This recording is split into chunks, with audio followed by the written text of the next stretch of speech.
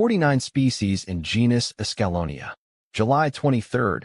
Escallonia, Escallonia, the flowering hedge, defines July 23rd. Escallonia symbolizes protection and charm. You are warm and inviting, providing a safe haven for others. Like this plant, you offer strength and comfort in times of need. My love affair with Escallonia. I, Ferb Vu, have always been drawn to the natural world. The vibrant colors, the diverse textures, the sheer resilience of life in all its forms. But if I were to pick a particular favorite, a genus that truly captures my heart, it would be the Escallonia from the Escalloniaceae family. These South American beauties, with their glossy evergreen leaves and profuse blooms, have an undeniable charm. Imagine a shrub, sometimes even a small tree, covered in clusters of delicate flowers, ranging from pure white to deep crimson, and you have a picture of an Escallonia in its glory. A diverse genus. The Escallonia genus is surprisingly diverse, boasting 49 recognized species. See full list at monsteraholic.com. Can Escallonia be cut back hard? Sure, Escallonias can be cut back hard, but it's best to do so in late winter or early spring before new growth begins. I learned this from experience after trimming mine back quite drastically one year to rejuvenate it, and it bounced back beautifully. However, it's essential not to prune too late in the season, as it can affect the plant's ability to recover. Can you prune Escallonia in winter? Yes, you can prune Escallonia in winter, but it's crucial to wait until late winter or early spring. I've tried pruning in winter before, and it didn't turn out well. The plant struggled to recover, and I learned the hard way that pruning during the dormant season isn't ideal for Escallonias. Do deer eat Escallonia?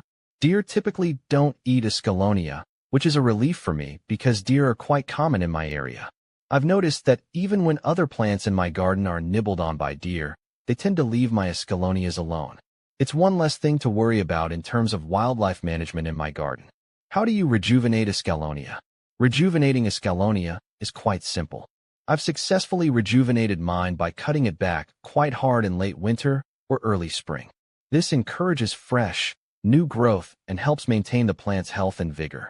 Just be sure not to prune too late in the season to allow enough time for recovery before the next growing season. How fast does Escallonia grow? Escallonia can grow quite fast under the right conditions. From my experience, I've noticed significant growth spurts, especially during the growing season. With proper care and maintenance, you'll likely see noticeable growth each year, which is great if you're looking to establish a hedge or create a lush garden backdrop relatively quickly. How tall does Escallonia grow?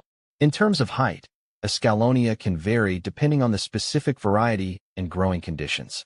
However, they typically range from about 3 to 10 feet tall.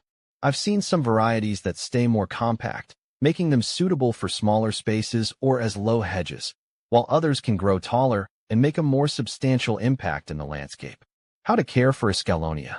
Caring for Escallonia is relatively straightforward. They prefer well-drained soil and full sun, but can tolerate some partial shade. Regular watering, especially during dry periods, is essential, particularly when the plants are establishing. Mulching around the base can help retain moisture and suppress weeds. Pruning in late winter or early spring helps maintain their shape and encourages healthy growth. How to propagate Escallonia? Propagating Escallonia can be done through several methods, including taking semi-hardwood cuttings in late summer or early autumn. I've successfully propagated Escallonia from cuttings by selecting healthy, non-flowering shoots and rooting them in a well-draining potting mix. With patience and proper care, these cuttings can develop into new, healthy plants. Is Escallonia deer-resistant? Yes, Escallonia is generally considered deer-resistant, which is excellent news for gardeners like me who have to contend with deer browsing on their plants. While no plant is entirely deer-proof, I've found that Escallonias are typically left untouched by deer in my garden, making them a reliable choice for landscaping in areas with deer populations. Is Escallonia evergreen? Escallonia is indeed evergreen, which is one of its appealing qualities for landscaping. Even in colder climates, they retain their foliage year-round, providing structure and color to the garden, even during the winter months. This evergreen nature makes them versatile for use as hedges, borders, or standalone specimens in the landscape. Is Escallonia poisonous? As far as I know, Escallonia is not considered poisonous to humans. I've never had any issues with toxicity related to handling or being near Escallonia plants in my garden. However, it's always a good idea to practice caution and avoid ingesting any part of the plant, just to be safe. Is Escallonia poisonous to dogs? I'm not entirely sure if Escallonia is poisonous to dogs, but I always err on the side of caution when it comes to pets and plants. It's a good idea to research further or consult with a veterinarian if you're concerned about potential toxicity to dogs. Keeping pets away from plants they're unfamiliar with is generally a good practice to prevent any accidental ingestion. What does Escallonia look like? Escallonia has a distinct appearance characterized by glossy, dark green leaves and clusters of small, colorful flowers. The leaves are typically lance-shaped and arranged alternately along the stems, creating a dense, bushy growth habit. The flowers can vary in color depending on the variety, with shades of white, pink, or red being common. When does Escallonia flower? Escallonia typically flowers in late spring to early summer, depending on the specific variety and growing conditions. I always look forward to the burst of color when my Escallonias come into bloom. The flowers are small but plentiful, forming clusters that attract pollinators like bees and butterflies to the garden. Where to buy Escallonia plants? You can buy Escallonia plants from various nurseries, garden centers, or online retailers that specialize in selling shrubs and perennials. I've purchased Escallonia plants from both local nurseries and online stores, and they've always arrived in good condition and ready to thrive in my garden. Can Escallonia be grown in pots? Yes, Escallonia can be grown in pots, but it's essential to choose a container large enough to accommodate the plant's root system and provide adequate drainage. I've seen beautiful displays of Escallonias grown in pots on patios, balconies, or even as specimen plants in larger containers. Just be sure to water and fertilize regularly to keep them healthy and thriving. Does Escallonia make a good hedge? Escallonia makes an excellent hedge plant, thanks to its dense growth habit and evergreen foliage. I've seen stunning hedges created with Escallonias in various landscapes, providing privacy, structure, and visual interest year-round. Regular pruning helps maintain the hedge's shape and encourages dense growth. How far apart to plant Escallonia hedge? When planting an Escallonia hedge, spacing will depend on the specific variety and desired density of the hedge. As a general rule of thumb, I space my Escallonia plants about 2 to 3 feet apart to allow for ample growth and fill in any gaps over time. This spacing ensures a lush, full hedge once the plants mature. Is Escallonia frost-hardy? Escallonia is generally frost-hardy, although some varieties may be more tolerant of cold temperatures than others. In my experience, I've seen Escallonias withstand frost and even light snow without any significant damage. However, in areas with harsh winters, providing some protection, such as mulching around the base of the plant, can help mitigate potential frost damage. Is Escallonia poisonous to sheep? I'm not entirely sure if Escallonia is poisonous to sheep, but it's always a good idea to research further or consult with a veterinarian if you're concerned about potential toxicity to livestock. While Escallonia is generally considered safe for humans and most pets, it's essential to exercise caution when introducing any new plant species into areas where livestock graze. When is the best time to prune Escallonia? The best time to prune Escallonia is in late winter or early spring before new growth begins. I've found that pruning during this time helps promote vigorous growth and ensures the plant's health and vitality throughout the growing season. Avoid pruning too late in the season, as it can affect the plant's ability to recover and potentially reduce flowering. Why are the leaves on my Escallonia turning yellow?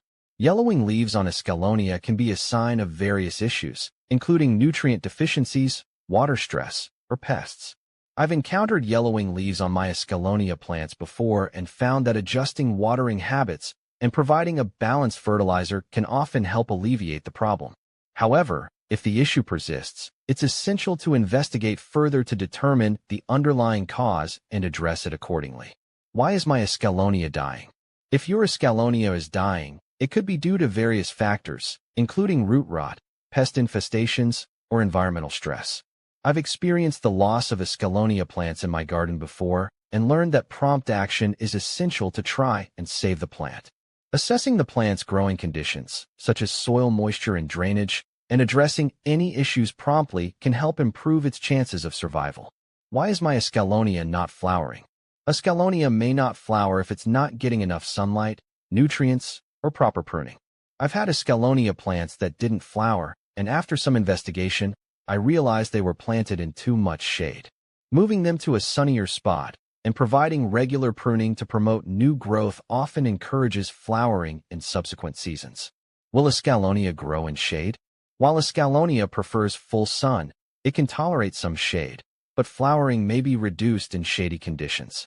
I've seen Escallonias planted in partially shaded areas in my garden, and while they still grew well, they didn't produce as many flowers as those planted in full sun. If you're growing Escallonia in a shady spot, be prepared for potentially fewer blooms. Are Escallonia roots invasive? Escallonia roots are generally not considered invasive, but like most shrubs, they can spread over time. I've planted Escallonias in various locations in my garden, and I've never encountered issues with invasive root systems. However, it's always a good idea to monitor their growth and prune as needed to keep them in check. Are Escallonia same as hydrangeas? No, Escallonia and hydrangeas are not the same plants. While they may have similar-sized leaves and grow in similar conditions, they belong to different plant families and have distinct characteristics. Escallonia is known for its glossy, evergreen foliage and small, colorful flowers, while hydrangeas are prized for their large, showy blooms that can change color depending on soil pH. Can I move an Escallonia? Yes, you can move an Escallonia, but it's essential to do so with care to minimize stress on the plant. I've successfully transplanted Escallonia plants in my garden by digging up the root ball and replanting it in a new location. It's best to do this during the dormant season in late winter or early spring to give the plant the best chance of establishing itself in its new spot. Do bees like Escallonia? Bees are attracted to the flowers of Escallonia, making it a valuable plant for pollinators in the garden. I've observed bees buzzing around my Escallonia plants when they're in bloom, collecting pollen and nectar to take back to their hives. Providing food sources for bees is essential for supporting healthy populations and promoting biodiversity in the garden. Do hummingbirds like Escallonia? While I haven't personally observed hummingbirds visiting my Escallonia plants, it's possible that they may be attracted to the flowers for their nectar. Hummingbirds are known to feed on a variety of flowering plants, especially those with tubular-shaped flowers that are rich in nectar. Creating a diverse garden with a range of flowering plants can help attract hummingbirds and other pollinators.